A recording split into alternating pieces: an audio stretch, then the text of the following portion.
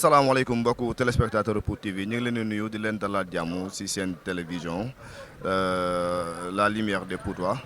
ñu ngi fii ak candidat Ousmane Kane bëggoon ko laaj nan la gisee élection yi locales yi 2022 yi. waaw Ousmane Kane la candidat de la jeunesse candidat de l'espoir def naa tuuru centre yi mais vraiment sama xol dafa sedd bu baax a baax dama bëgg fi ma nekk nii parce que élection yi élection jeunes yi la. waa Pout yëpp am nañ ci wàll waa Pout yëpp am nañ ci taxawaay mais li ci gën a neex gën ci sedd xol tey mooy tous les jeunes sont sortis foo dem dafay fees del jeunes yi xam nañ ne tey jii dañoo war a jël Pout en main te bu ñu bëggee jël Pout en main moo jël affaire bi teg ko sama loxo bu ñu ko tegee sama loxo mu ànd ak ñoom liggéey Pout bi ñu bëgg ñoom mu daal di nekk Pout bu bees ñu doxal ko ak ay doxalin yu sell vraiment ni ñu génnee kontaan nañ ci bu baax a baax. Et j'ai vu que nit ñi tey jii nii wane nañ ne ay citoyens lañu wane nañu bëgg nañ seen dëkk jëm ci kanam. waaw par rapport ak bureau de vote yi gis nañ ne wër nga bureau de vote yëpp mais actuellement yaa ngi fii école Pout 3 ana fii nan nga ko gisee. Pout 3 macha allah yéen yi moom moo gën a désordonné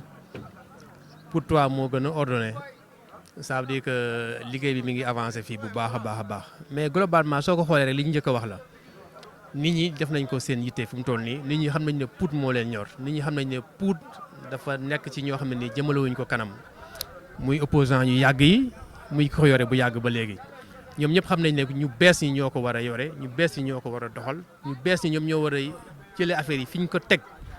téye ko fa bañ mu dox pour ñu taal ko mu tàkk pour dafa war a dem ci kanam te pare nañu pour ànd ci ak tous les jeunes pour liggéey boobu. mais ana Ousmane lan lay wax yeneen candidats yi nga xam te ne ñoom la bokkal kii yeneen 5 candidats yi. maa ngi leen di marché wu coono ndax ñu ngi jógee ci ay fan yu métti maa ngi leen di ñaanal wér maa ngi leen di ñaanal gudd fan maa ngi ñaan mbëbët bi ñu amoon ci Pout te xam ne ci man lay sottee bés bu ñu gañee ñu ñëw rek jàppale ñu àndandoo ak ñoom liggéey parce que dañoo bëgg a fédéré ñëpp lépp luy jëmale Pout kanam ñi ngi ci képp kuy jëmale Pout kanam nañu ànd ak yow liggéey ñu leen di marché wu coono bu baax a baax. xanaa lan mooy nekk kàddu gu mujj gi. sant waa Pout gërëm waa Pout on est très calme on est très serein tout se passe très bien. et incha allah rabbi ñuy ñaan ndam li ñuy téye yàlla bu ci cat dugg mu nekk ndam lu sedd guy mu nekk njiglaayu waa Pout yëpp jërëjëf. ok merci beaucoup. merci. asalaamaaleykum mbokku téléspectateur Pout TV ñu ngi leen di nuyuwaat di leen dalal jàmm seen télé la lumière des Poutois ñu ngi fii ak monsieur Thierno Ndiaye nekkal fii monsieur Moustapha Sarr si école Pout 3 fii nii monsieur Thierno Ndiaye ana nga gisee élection yi locale 2022 yi. salaamaaleykum mbokk yi. donc Thierno Ndiaye mandataire de la coalition Benno Bokk Yaakaar maa ngi fii donc si école 3 donc représenter le candidat yàlla donc vraiment di rafetlu aussi vraiment organisation élection yi ça se passe très bien bon xam naa ni nit ñi dañoo am engouement moo tax fi mu ne nii rang yi gudd na nit ñi jox nañ ko importance génn nañu je suis sûr que le taux de participation dina gën a jëm kanam. donc vraiment ça se passe très bien et que vraiment daal que le meilleur gagne. mais bureau de vote yi si biir ba amul benn jafe-jafe par rapport ak ñuy voté si. waaye au début bureau de vote bu ne dafa amoon benn isoloir mais maintenant bi ñu ñëwee avec notre assistance fexe nañu ñun ba bureau bu nekk am deux isoloirs mais compte tenu de l'affluence moo tax ba léegi nit ñi ñu ngi continuer di def seen rang vraiment di def seen liggéey comme ça se passe ça se passe très bien. mais école Pout 3 fii lañ nekk mbaa amul benn problème. par rapport ak mandataires yeeg président kii yeeg parce que ñu ngi dégg ay information yu ni ci biir vote bi dafa xaw a yeex parce que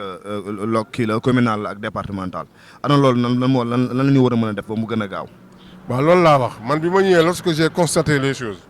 man dama fexe dem sama cour ut foofu ay rideau bi ma ñëwee fexe naa ba bureau bu nekk ñu defal la 2 isoloirs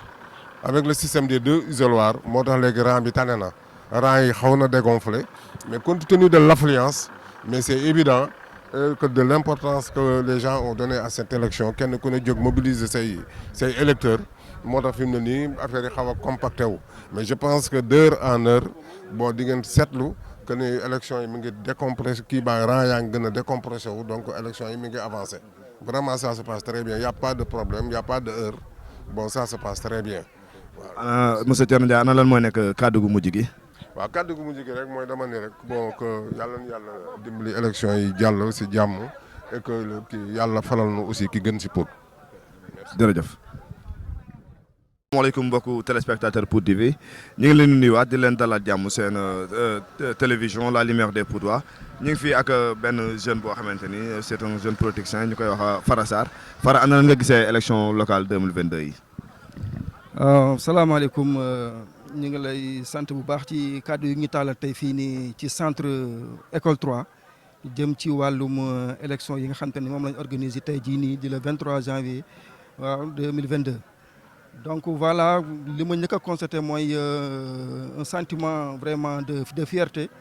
parce que gis naa ni Poutois yëpp génn nañu donc voilà engagé wu nañu aussi pour ñëw donc élire leur futur maire donc muy lu am solo di un acte citoyen boo xamante ni tey jii nii ñi ngi koy def mu am solo lool ci décision yi nga xam te ne moom la ñu war a jël ëllëg ci nga xam te ne tey Pout foofu la war a jëm aussi.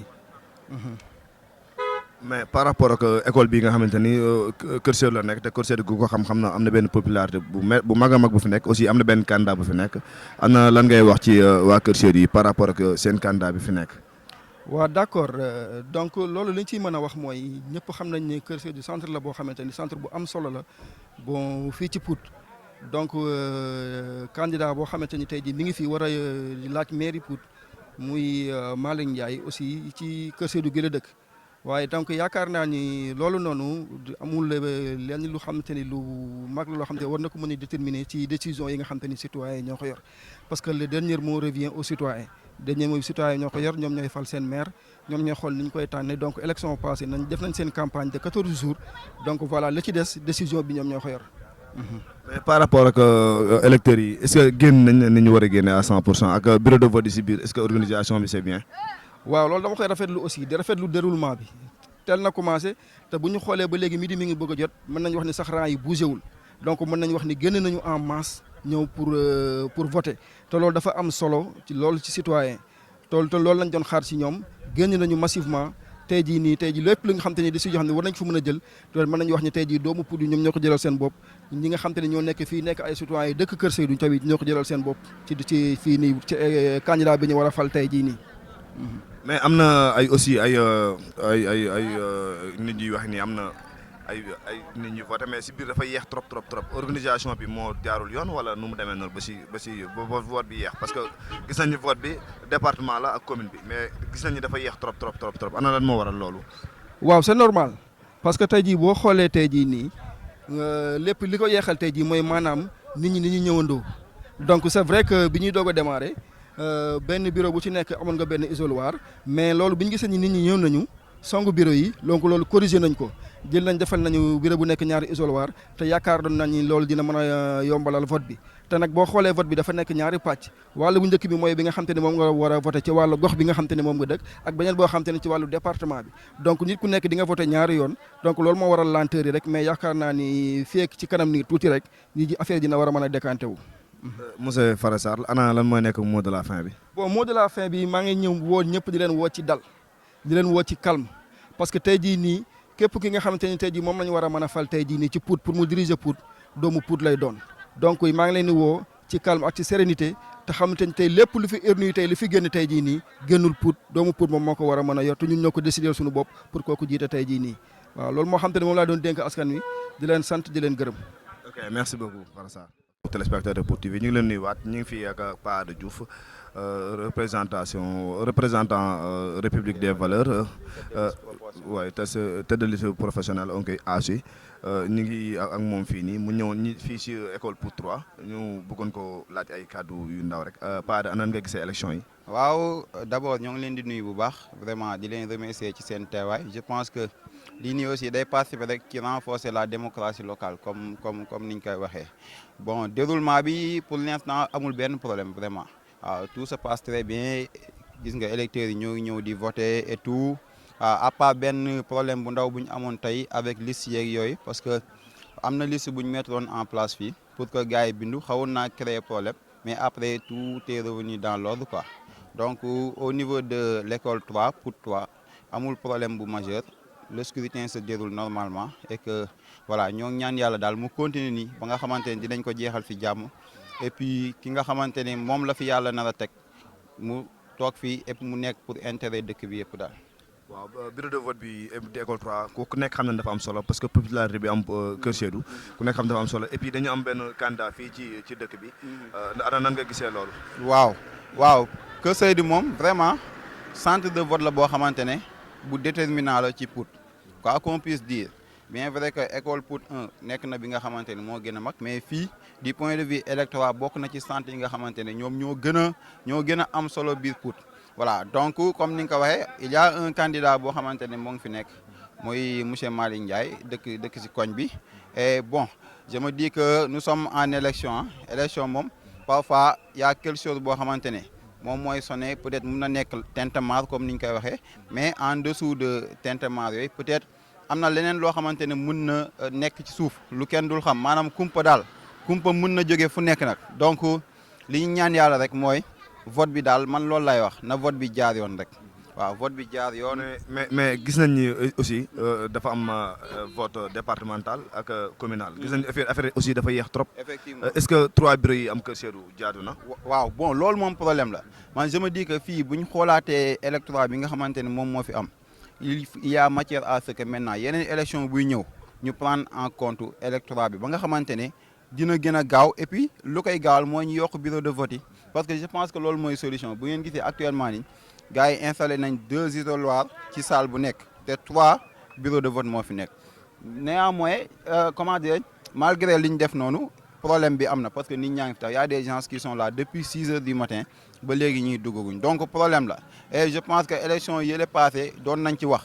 ñu ne il faut que ñu yokk bureau de vote en 2014 voilà donc nag il faut que ñu dem vers ça jéem a prendre en compte aussi poussée démographique yi parce que nit ñi aussi at yi lu muy gën di avancer nit ñi dañuy gën a yokk donc ñu jël ci en compte ba nga xamante ne beneen yoon vraiment dinañ yokk bureau de vote yi et que nit ñi dañuy voter gaaw a dem parce que am na ñoo xamante ne aussi dañuy liggéey voilà ñëpp liggéeyaluñu état am na ñoo xamante seen liggéey bopp lañ yor dañuy bëgg a ñëw voter après ñu dem donc buñ fa waree toog ba ngoon y a des gens yoo xamante ne parfois du leen ko jaral parce que am nañ yeneen occupation yoo xamante ne pour seen famille la et cetera daal. mais gis déggoon nañ Paa ne dafay nekk candidat loolu moom xam naa question la boo xamante ni dañuy question tooñ lay doon ana la Paa def lan moo tax mu bàyyiwaat tegaat lépp si suuf. voilà loolu moom vraiment waaw damay sawar ci di si tontu rek mooy que sama engagement ñëpp xam nañ ko pour Pout te engagement boobu ba léegi nii ci loolu laa nekk bien vrai que j'étais prédestiné man si loolu laa doon yëngatu pour nekk tête de liste majoritaire pour les élections locales à Pout mais biñ demee ba si biir. vraiment am na loo xamante ne waxtaanu biir néeg la voilà entre membres d'un même parti politique ñu dem ba gis ne man ma jël tête de liste proportionnelle ci élection locale yi moom mooy gën que man may dem ci tête de liste majoritaire donc bi ñu demee ba waxtaanee loolu aussi man ma jël ko accueillir ko parce que jàpp naa ni Pout moo war a jiitu ñun suñuy propre personne Pout moo war a jiitu ñun suñuy intérêt personnel donc le fait que ma jiite tête de liste majoritaire wala tête de liste proportionnelle warul engagé en rien warul entaché en rien sama engagement donc maa ngi nii si élection yàlla def na comme ni nga ko waxee peut-être ndaw la mais tey jii boo xoolee Pout amul benn jeune boo xamante ne jiite nga tête de liste donc loolu c'est un pas day wane rek ne ñun maanaam li ñu waroon def nañ ko te taxawaay bi ñu war a am ñi ko war a reconnaître nañ suñu taxawaay waaw et que lépp rek c'est nous dans nous waaw donc loolu moom vraiment voilà amul problème gis nga accueillir nañ ko avec philosophie et que def nañ lépp lu ñu mën vraiment pour que élection yi buñ ci génnee ñu mun ci am en tout cas résultats yoo xamante ay résultats yu ñu mën a satisfaire lay doon daal. ok merci beaucoup ana lan mooy nekk mot de la fin bi. waaw bon di leen remercier rek comme ni ma ko yàgg di waxee parce que télévision locale yi nekk Pout am na lu bëri lu ñu indi tey ci leeral askan wi ci yu bëri yoo xamante ne daawul la na parce que bu njëkk ba ñi nga xamante ne même dañuy yëngatu si politique lépp loo xamante ne ñoo ngi koy def ci ñu yor dëkk bi nit ñi duñ ko xam mais tey permettre nañ déjà dëkk bi ñi nga xamante ne am na luñ ci xam ci gestion bi ñu mën di ko wax ñi nga xamante ne aussi même amul lu ñu xam mais ñu am ay ambition pour dëkk bi ñu mën di leen tàllal loxo ñuy wax population bi di xam ne kat ñii kat am nañ ay ambition pour loo xamante ni dina jëmal dëkk bi kanam donc vraiment di leen remercier population poutoise bi yëpp nag di leen wax ne lii élection la tey la dimanche donc lundi day am muy suba donc nañ def de telle sorte que lépp lu ñuy def rek na rafet parce que bu fekkente ne dafa ñaaw tey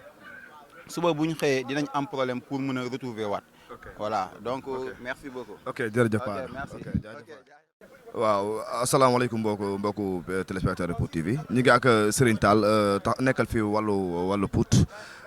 moom aussi mi ngi ci coalition bi nekkal coalition bi yaakaar naa Tukulóor su ma juumul. mu ñëwoon fii ci école Pout 3 pour xool affaire yi nan la demee Serigne Tall ana nan nga gisee élection locale 2022 yi. waaw je pense que élection locale 2022 yi ginnaaw bi ñu nuyoo ñëpp kenn ku nekk ci turam ak santam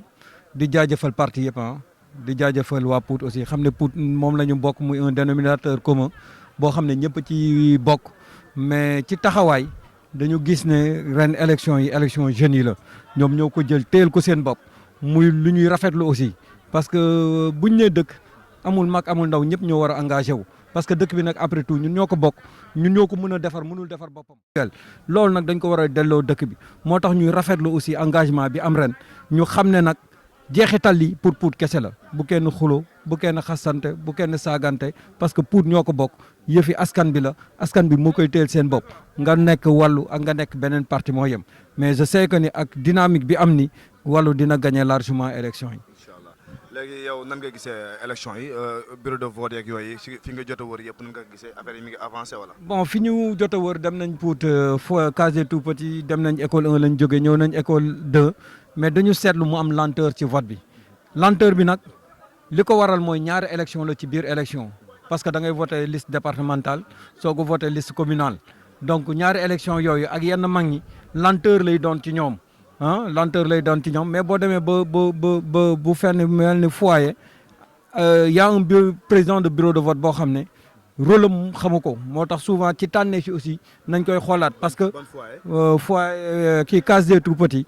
bureau numéro 1 le président du bureau de vote moom moo ralentir vote bi c'est parce que rôle am xamu ko donc ci tànnee fi aussi on lance un appel à l'État du Sénégal bu ñuy tànn nañ tànn ñu ko mat ñu renforcer leen former leen ba nga xam ne bu ñu ñëwee déroulement bi dina mën a fluide parce que bu fekkee ñaari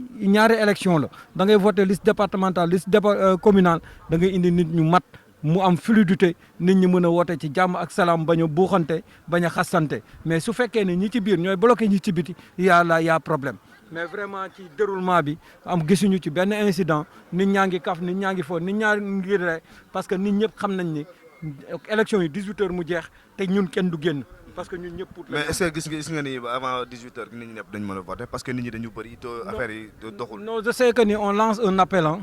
parce que bu dee dañuy def prolongation il faut mu am arrêté préfectoral wala sous-préfet def arrêté ñu ngi lancé un appel parce que boo demee ci yenn bureau de vote yi comme yeex nañoo démarré ñii ñu ngi démarré ay 8h40 war a jeex 18h40 loolu aussi dañ ciy bàyyi xel mais il faudrait que pour permettre à l'ensemble de la population ñu mën a voter bu fekkee ne le préfet peut-être mu ngi ñuy dégg wala ñoon tere ñu dimbali ñu def un arrêté pour que ñu proroger au moins ba 18h wala 20h pour permettre à l'ensemble de la population ñu mën a accomplir seen devoir citoyen parce que voter ji devoir la pour que ñoom aussi ñu sentir seen bopp ci mbir mi parce que bu ñu fàtte ne ñaari élection la moo tax mu am ay lenteur mais mbir mi bu ñu amoon prorogation am arrêté préfectoral dinañu mën a permettre ñëpp voter incha allahu rabbi. ok Serigne Tall ana la mooy nekk mot de la fin bi. que mot de la fin mooy li ñuy wax toujours nañ élection ci jàmm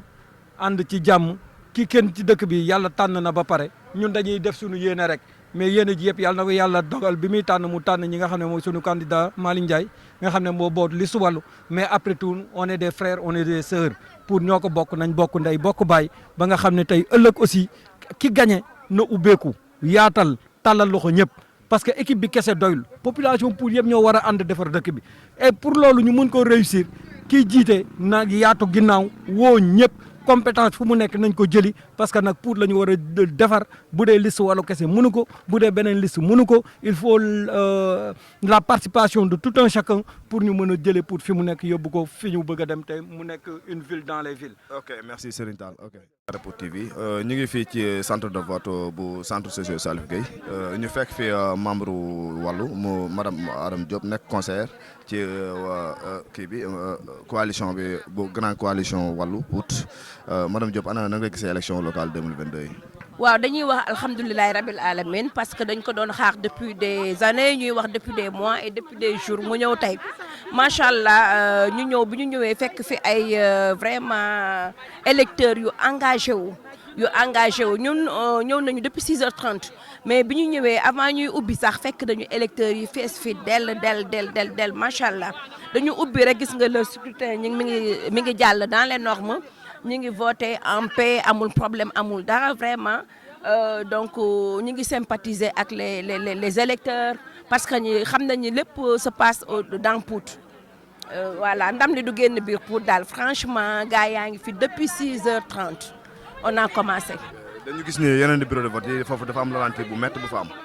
fii nii ndax demee noonu parce que élection yi départ bu mel ni école Pout 3 foofu lañ jógee. Voilà au fait ralentissement boobu mënul ñàkk parce que ñaari scrutin la dafa am communal am départemental te am nañu ñoo xam ne bu ñu ñëwee aussi dañ leen di encadrer day jël temps ñu wan leen ainsi de suite ñu ñëw mais fii moom franchement gis nga boo xoolee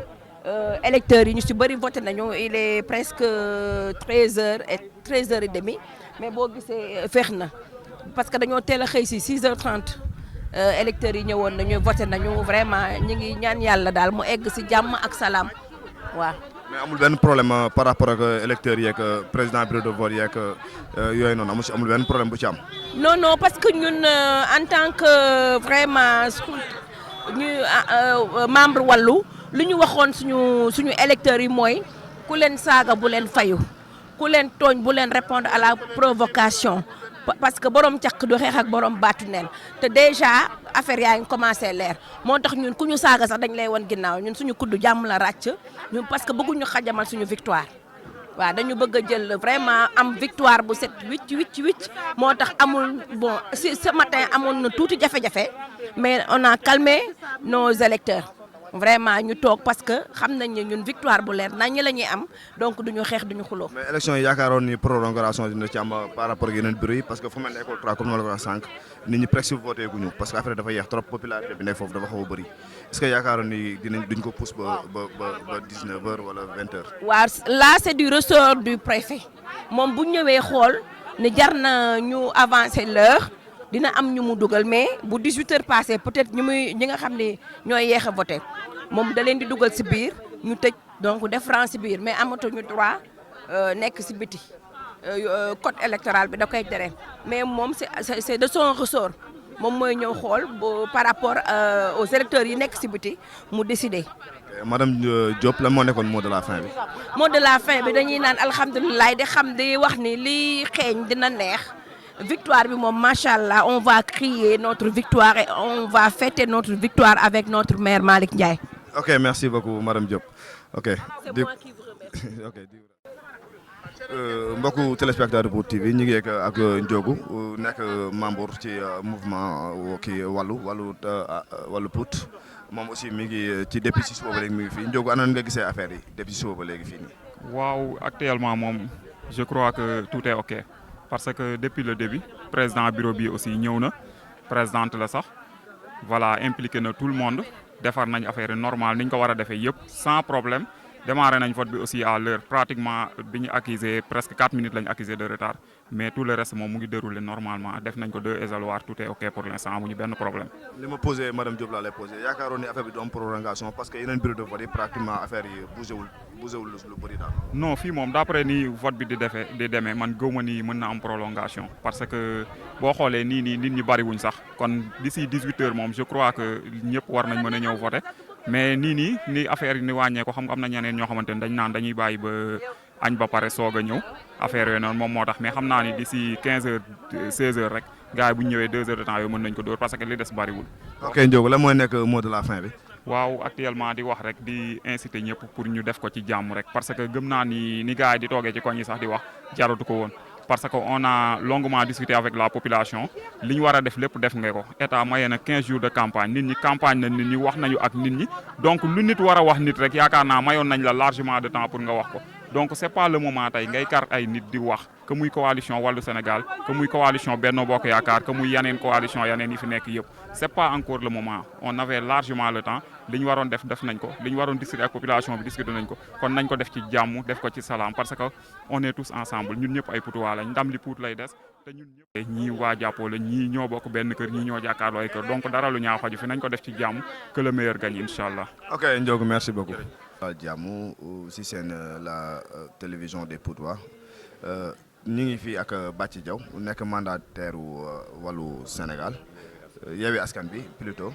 ñu ngi fi ak moom di bëggoon ko poser ay questions par rapport ak li am fii nga xamante ni mooy centre social Salif Gueye bi ana élection yi ni nga ko gisee vote beeg yooyu noonu nga gisee. waaw avant tout ñuy nuyu mbokk téléspectateur pour TV yëpp comme question bi rek ni nga ko laajee ça va dans l'ensemble nit ñi ñu ngi voté ci jàmm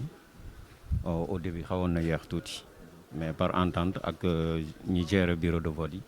ak ñi nga xam ne ñooy représentants yi on a trouvé une solution puisque fex nañ ba isoloir yi nekk à 2 comme ça vote bi gën na gaaw nit ñi ñu ngi voté di ci jàmm di jàmm ci jàmm aussi bon l'ambiance est bonne ñëpp ñu ngi ci jàmm ñu ngi concerté wu ñu ngi waxtaan puisque on est ensemble ñun ñëpp waa pour. gis nañ ne yeneen kii yi ñu dem yeneen centre de vote yi ñu dem. affaire bi dafa xaw a lan foofu trop mais mbaa loolu dal leen fii nii. waaw comme ni ma ko waxee sànq rek au début commencé woon na mais bi ñu ñëwee ñun aussi entre représentants ñu gis ni yeexaay bi bokk na ci le fait que ñuy voté ci benn isoloir ak ñaari vote yi en même temps mu xaw a yeex on a trouvé entente ak président bureau yi ñu fexe ba isoloir ñu def ko 2. fi mu ne nii yàlla def na jàmm mu ngi gën. moo yaakaar aussi ni que ni prolongation dina am parce que yeneen centre yi dafa xaw a lentir aussi ba mu ëpp. waaw à ce rythme li ñu ciy xalaat mooy xëy na yéex a ñëw nit ñi mais bu fekkee nit ñi ñëw nañ à temps échéant ñun yaakaar nañ à 18h war nañ mën a pare fii nii selon nombre bi nga xam déjà ñu ngi ñëw bon comme nit ñi nag doo xam yan heure la ñuy ñëw boobu moo tax doo si mun prononcé wu mais bu fekkee continuer ne nii ñu ngi ñëw yaakaar nañ balaa 18h war nañu pare. ok Bathie merci la moo nekkoon mot de la fin bi. waaw di lancer ñëpp ñu dem ci jàmm rek ànd dal te xam ne li ñuy wut ñun ñëpp benn yéene lañ ci am mooy defar dëkk bi comme benn yéene lañ ci am defar dëkk bi nag mu mel ne kon jarul xuloo jarul coow bu yéenee sellee rek def naa problème mun na bañ a am ñuy ñaan mbokk yi it ñu génn ñu nekk ci kër yi bu ñu mënee génn ñëw voter ñu ñëw génn voter parce que loolu mooy seen expression loolu mooy wane ñoom ñuy joxe seen cër ci li ñu bëgg ci dëkk bi te boo ko deful mooy comme si yow da nga croiser les bras ni kon lu ñu def sama dëkk jaadu na te kooku responsable du ko bindoo. ok merci Bathie ok merci beaucoup. asalaamaaleykum mbokku téléspectateur Pour TV ñu ngi leen nuyuwaat di leen dalal jàmm seen télévision Pour TV ñu ngi fii ak Omar Dieng nekkal fii Benno Bokk Yaakaar moom aussi ñu posé question yi posé gars yi rek Omar an nan nga gisee vote bi depuis ce matin. mais alhamdulilah sant yàlla bu baax vraiment commencé nañ ko ci jàmm di dal na amul benn problème fi mu toll nii ndax nit ñi jóg nañu heure ba ñu war a jóg taxaw nañu heure ba ñu war a taxaw fi mu toll doo xoolee ne ñi voté woon yëpp dem nañ seen kër xam naa ñi xaar daal incha allah mooy ñi nga xam ni ñoo demoon marché war a taal ngoonement bi daal fi mu toll nii dal na rafet na xëy na nag du ñàkk commencement ay xëccoo di am ak jëlee seen nit di ko jéem a woon loo ko war la woon di yooyu yu bëri lu ñuy tere la di lépp loo xam ne yoon da koo tere bokkul ci mbir mi rek war nañ koo rafetal ko ci bokk dama jàpp ne du fekkee da nga am sa nit loo ko waxul woon ci biir campagne waratoo ko mën a wax fi mu toll du desee benn jour nit ñi nag loo leen mënti wax ak loo leen mënti def loo ñoo ànd ak seen sago ànd ak seen xel kenn ku ne sa traay bàmmee rek moom ngay voté ak sa aqulaahi taala ki nga bëgg nag kenn mënu laa forcer pour nga voté keneen ku la neex kon nañu bàyyi nit ñi ak seen sago ñu liggéey ak seen sago jëlee nit ci oto wan ko la nga koy wan doy na waaye ñëw ba ci porte bi xam nga di wane ay espèce yu kenn xamul yooyu dafa nekk loo xam dafa ñaaw di loolu day yàqal seen leader wala mu yàqal la yow liñ la sant pour nga liggéey ko na rafet ñoo bokk dëkk bi di jàmm am na fi sedd na nañeen yàlla mu continué loolu c'est le meilleur ki gañ di ko gañi wax dëgg yàlla ñu nangul ko tamit di ñaan sama leader gañe nag laa koy ñaanal yàlla sama leader Tafa Sarr yàlla na jëlaat dëkk bi yàlla may ko 3e mandat loolu rek laa koy ñaanal nag. lan mooy sa mot de la fin. waaw mot de la fin tamit mooy nii mu commencé yàlla na ko jeexee noonu si jàmm ñu wàññi ko si jàmm wax dëgg yàlla ki ma tax a jóg di sonn bàyyi sama lépp di liggéey muy ki tax ma nekk fi mandataire muy sama leader di Tafa Sarr yàlla may ko ndam yàlla tàppe xol yëpp nag. waaw ba képp koo xam ne am nga mébét boo xam ne bu ñaaw la saytaan nar seerax yàlla na ko yàlla faxas ba saytaane ba ñu dox suñu diggante ndax pour nag ñoo ko moom ñoo ko bokk lu fi yàqu ñu ñëpp la yàq lu fi baaxal ñu ñëpp la baaxal kon yàq fi ak xeex fi ak wax na fi lu ñaaw wala wax fi lu ñaaw jaru ko nañu bokk ndey nañu bokk bàyyi mel nañu meloon xam nga lii day jeex day demee day jeex après ñooy continuer ñoo moom suñu poul kon na rafet seen taxawaay tamit rafet na macha allah. ñu xam ko nga xam ci monsieur Gora Mbaye ana nan nga gisee élection yi. waaw merci Tafa ñu ngi lay ziar baax a baax waaye élection yi moom macha allah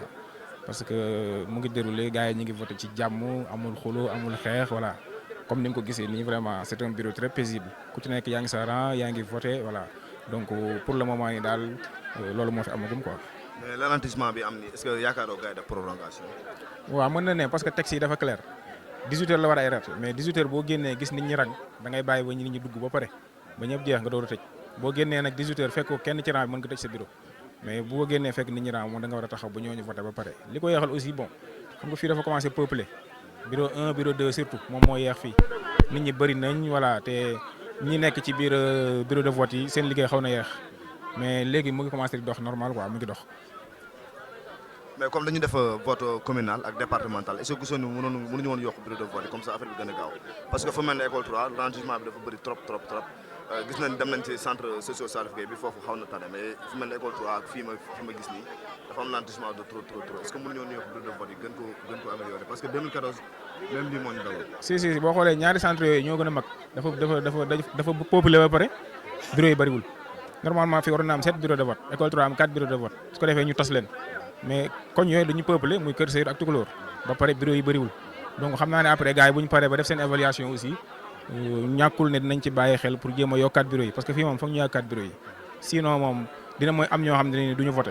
parce que nit ñi bëri nañ te bureau yi tuuti na répartition bi aussi ni ñu ko defee baaxul parce que fii boo xoolee ñaari bureau rek ñoo xat muy bureau 1 bureau 2 boo xoolee bureau 4 bureau 3 amul nit presque donc nu ñu répartir nit ñi moom moo des quoi mais avec ça yaakaar naa ne les autorités à savoir le préfet dinañ jël les mesures idoines pour jéem a corriger loolu quoi. mais à part ça bu fi benn problème boo xamante ne am na fi budul boobu quoi. non pour l'instant moom macha allah parce que xool fii boo xoolee Tukulóor ñu ñëpp a xamante ñun ñoo fi voté mandataires yi ñu xamante nañ représentants yi xamante ne. moo tax ñuy fàttali mbokk yi ñu leen ñu ngi case tout petit fii waa Tukulóor yaakaar naa ñoo lañ fi voté ak waa Jubo. waaw boo xoolee fii Tukulóor Jubo Njuufeen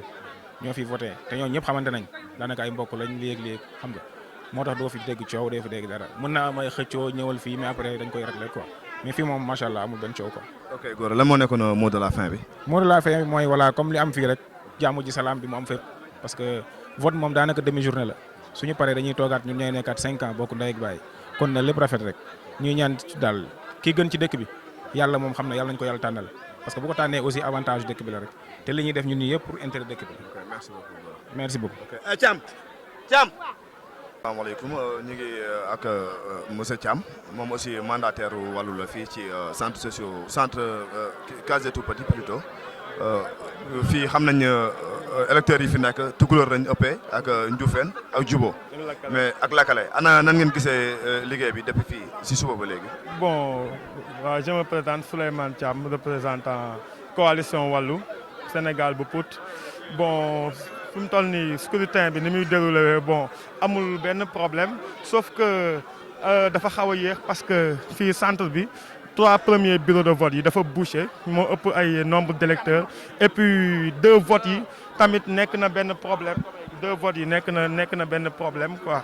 parce que dañuy def départemental voté def communal voté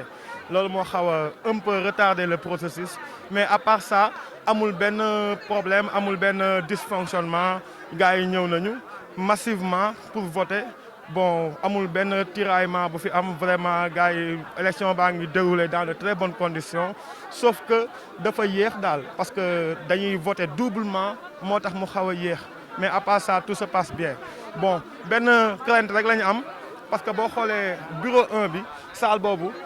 électricité bi amul ay lampes ñu ngi doon alerter sànq benn agent municipal pour mu ñëw def ci 2 lampes yi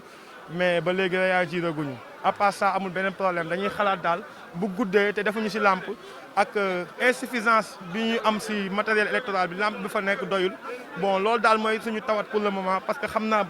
élection bi ni muy déroulé woon nii dina jëm guddi boo moytuwul dinañ def dérogation dinañu proroger temps bi et puis bu fekkee ni amul lampe mën na indi ay jafe-jafe. ci loolu laa bëggoon ñëw sax parce que fu mel ne école 3 gis nañ fa loolu centre social bi moom mi ngi bougé bu baax mais fu mel ne école 3 aussi gis nañ fa lu mel noonu lentissement bi dafa bëri trop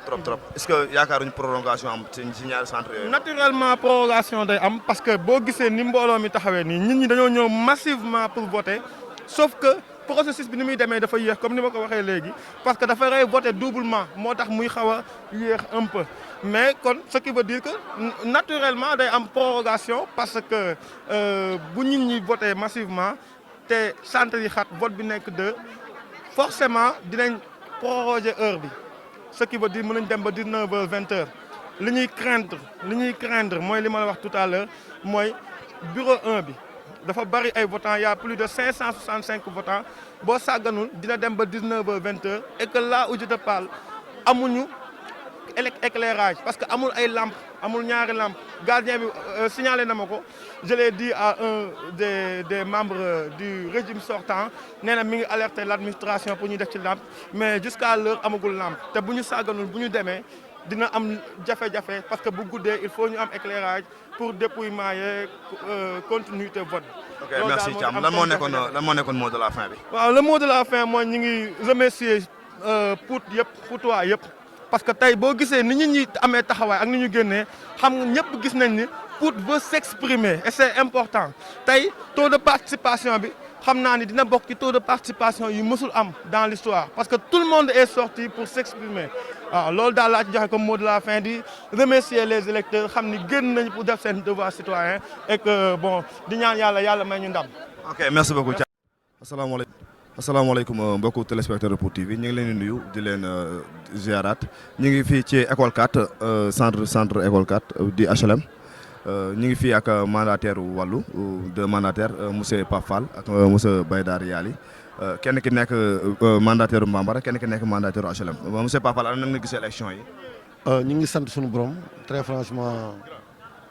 ni muy déroulé nii daal bu ko continuer dañuy sant suñu borom parce que essentiel bi moom mooy nit ñi ñëw nañ ci jàmm bëgg nañu mu voté jàmm amuñu fi benn incident dañuy ñaan yàlla vraiment li continuer bu ko defee bu ngoonee que le meilleur gagne. loolu la amuñu ci li may wax quoi. mais affaire yi fii amul benn problème par rapport ak bureau de vote yeeg. non amuñu fi benn incident peut-être benn affaire moo ci obstacle moo fi amul entre benn malentendu entre benn gendarme ak benn votant mais réglé nañ ko du ñu bëgg ko ci bureau bi finalement mujj nañ ko génne ba mu dem voté ji ba ñibbi. waaw dinaa poser question bi ma poser yeneen gars yi parce que dañu gis lotissement bi dafa bëri fu mel ni au niveau de école pour 3 ak centre bi ñuy jógee sànq Moïse kii. Case tout petit nit ñi dañu bëri tellement que par rapport ak bureau de vote dañu tuuti. nga yaakaar ne prolongation du am. waaw prolongation bi moom mënut a ñàkk très franchement mënut a ñàkk parce que vraiment bon yéex nañoo démarrer parce que ay presque 9h la ñu dem am na bureau yoo xam ne 9h daanaka la ñu commencé beneen affaire bi ci tamit vote bi vraiment gaawul très franchement gaawul ba tax na dañuy ñaan vraiment pour def prolongation pour vraiment affaire bi mën a am avantage yi ñëpp quoi. mais am ngeen yaakaar ni daal balay fin bi yëpp gars yi ñëpp dañ voté parce que gis nañu ñu bëri dañuy ñëw. dañuy obligé ñibbiwaat puisque toogaay bi mooy yàgg parce que depuis 6 heures du matin. vraiment gendarme yi moom def nañ ci liggéey bu am solo parce que pour le moment nii par 2-3 la ñuy dugal à la fois kon yaakaar nañu avant 18 heures lu ëpp dina dem daal loolu lañu yaakaar daal incha allah. mais gisoon ni fu mel ni HLM ni mu toll léegi ak li mu couvrir yëpp. HLM Tamba Alwar ak HLM fii gis nañu mënuñu yokk bureau de vote yi. c'est normal parce que très franchement actuellement ak primo votant yi je pense que ne bon yokku kii moom dañuy arrangé parce que fu mu nekk nii votant xale yi dañu gën a yokku bon vraiment te dañoo maintenir bureau yi fi nekkoon rek loolu moo tax vraiment problème tamit yooyu tamit yëpp da ciy posé. ok merci Papa lan moo nekkoon mot de la fin bi. mot de la fin bi daal mooy ñaan yàlla lii continue bu continuer ci jàmm na ci jàmm ki gën ci sunu dëkk bi yàlla na ci sunu borom teg. ok merci beaucoup aussi ñu ngi fi ak Moussa Yali comme ni mu ko waxee nekk mandataire Mbambara di nekk ci coalition bu mag bi di coalition wàllu moom aussi ñu ngi koy nuyu di ko laaj ana nan la gisee élection locale 2022. merci ñu ngi leen di nuyu di leen sant donc di wax ni élection yi actuellement ni ñu ngi koy doxal ci jàmm ak salaam donc y a aucun incident et puis nit ñi daal la population est sortie et ainsi de suite à ce rythme comme vous le voyez donc nit ñaa ngi voté mais xaw na yéex tuuti. lu ko waral nag mooy peut-être 2 scrutins yi donc def communal ensuite def départemental loolu moo tax mu xaw a yéex mais avec la stratégie et beaucoup de méthodes je pense bien que ñu ngi dugg ci bureau yi di waxtaan ak président bureau yi pour ñu jéem a xool méthode bu gën a gaaw pour ñu jëm ci liggéey force de sécurité aussi ñu ngi fi ñu ngi si jàppale bu baax a baax. parce que gis nañu ñu bëri ci yeneen centre yi dañuy ñëw toogaay bi yàggee après ñu ñibbi mbaa loolu dalu leen fii si HLM.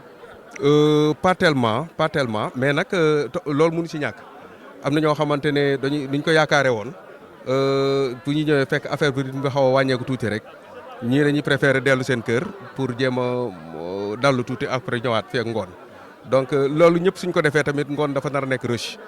donc loolu aussi à chaque fois ñu ngi woo nit ñi nee nañ patienté tuuti man mii dal na ma am na samay ñooñ ñu fi nekkoon ñu bëgg a yàkkamti dem dama leen ne carrément nañu patienté tuuti suñu patienté tuuti rek et puis ak stratégie bi ma la doon wax ñu dugg waxtaan ak président bureau de vote yi ñu jéem a associer aussi les membres du bureau au travail te suñ ko defee rek mu nekk dans la collégialité donc élection yi gën a gaaw affaire yi gën a gaaw daal. lu bëri aussi ñuy wax prolongation ci yenn bureau de vote yi ci quartier yi nga xam dañu populaire fu mel ni Kër Cheikh ak HLM fii nii ak fi ñu jógee sànq mooy Case Tout Petit est-ce que prolongation mën na am ci élection yi. waaw prolongation moom lu mënta ma ñàkk la parce que loolu c'est prévu par la loi parce que président bureau de vote boo gis bu muy recevoir matériel am na arrêté de prolongation donc loolu c'est prévu donc au niveau donc du code électoral donc loolu aussi su fekkee ni war na mën a nekk rek je pense bien que donc dara du ko empêcher pour ñu def ko. Parce que c'est prévu par la loi donc prolongation à ce rythme peut-être su fekkee ne d'ici 18 heures des na ñoo xamante ne ñu ngi rang te amuñu occasion voter il faut que ñu s'acquitter donc de leur devoir citoyen donc là quand même mooy waral ñu prolongation bi donc suñ ko defee rek incha allah élection yi dina jaar ci yoon daal. ok monsieur Yali lan moo nekkoon mot de la fin bi. voilà donc ñu ngi sant yàlla bu baax a baax di julli ci yonent bi sallallahu alayhi wa sallam donc ni ñu ko démarré nii ñu terminé ko noonu. donc dans la paix parce que ñun ñi ñëpp ay mbokk lañu ñun ñi ñëpp ay dëkkandoo lañu donc ku nekk nag sañ naa ne mën a donc là quand même vraiment au finish lu urne yi rek génnee rek ñëpp d'accord ci rek jàmm na ñooy quoi jërë ngeen jëf. ok merci beaucoup ok merci beaucoup. ñun ñoo fi représenté benn téléspectateur Pout TV ñu ngi leen nuyuwaat aussi ñu ngi fi ak mandataire Benno Bokk Yaakaar ñu teewal fi monsieur le maire sortant ñoom aussi ñu ngi fi ak Fallou Fall. Fallou ana ngeen gisee élection yi. waaw bi ñu santee yàlla ñu ngi sant yàlla bu baax di leen nuyu seen tour yéen waa Pout TV di la wax ni gis nañ seen taxawaay ci dëkk bi liggéey bi ngeen liggéey ci dëkk bi di wax ne li ngeen di accompagner waa Pout ci wàllu presse ak ci wàllu médiatique gis nañ ko di sant yàlla nag di ñaan lépp yàlla déroulé ko ci jàmm ak salaam comme niñ ko commencé parce que durant toute la campagne vraiment gis nañ ci yenn acte violence yi waaye. grawul noonu mais nag sant yàlla parce que Pout këru famille la kër gu ndaw la waaw ñu ngi ñaan yàlla rek vote bi ni muy déroulé nii mu continuer noonu ba ci kanam. mais par rapport ak électeurs yeeg bureau de vote yi amul benn problème si suba ak léegi. waaw non y avait quelques problèmes mais c'était au niveau de l'école 1 il y avait un journaliste qui a mal posé une question à travers notre honorable maire mais bon les gens ont pu régler le problème mais nag ci prolongement heure bi ñu wax. ci foofu la problème nekk parce que dañu war a prolonger heure bi ba 20 heures pour que gars yi mën a voter massivement parce que instant yi bureau yi xat na xat goo xam ne fépp foo dem ci Pout muy Pout 1 muy Pout 2 muy au niveau du centre muy au niveau de l'école 3 muy dans tous les bureaux de vote affaire yi mi ngi taxaw serré parce que heure vote bi dafa yéex a démarrer. waaw loolu moom gars yi wax nañ ko parce que boo demee ci école yi nga xamante ni moo fi nekk yëpp bu dul centre socio Salif Gueye yëpp dañuy saturé ralentissement bi dafa xaw a bëri foofu noonu est-ce que yaakaaroon ne aussi comme ni nga ko waxee sànq prolongation du am. non si parce que loolu gars yi jot nañ ci wax ak préfet te les gens sont en train de faire les démarches nécessaires pour que prolongement bi am avec l'électricité qu'il faut defe naa affaire yi dina mën a jaar ñu continuer les élections comme il se doit et que le meilleur gagne di ñaan yàlla notre coalition mooy la coalition gagnante Benno Bokk Yaakaar gagner largement à travers les élections municipales ñu investiraat suñu maire l'honorable maire Moustapha Sarr notre futur député di ñaan yàlla ci barke Seydina Mohamed yàlla def ndam ñu sedd guy doon la jàmm ci biir Pout ndax Pout ñun ñëpp ñoo ko bokk ñoo bokk nday ñoo bokk baay lu ñaaw xaju fi yéen xaju fi merci. je vous remercie. ok lan moo nekkoon mot de la fin bi. waaw mot de la fin bi nag mooy di sant yàlla di sant suma gars yi di sant waa bureau bi yëpp ñi ma àndaloon di campagne. di sant ñi ma àndaloon di def la communication qu'il faut di sant tamit notre coordonnateur Gora Mbaye di sant sama gars yi ak sama grand di leen bëggee di wax ni vraiment yéen waa Pout TV vous faites parmi nos fiertés te tamit dañ leen di bëggee au niveau yàlla nañ dem ba Pout TV nekk benn télé boo xam ni ça sera au niveau national et même international merci je vous remercie. ok merci sa club bi ñu jox ko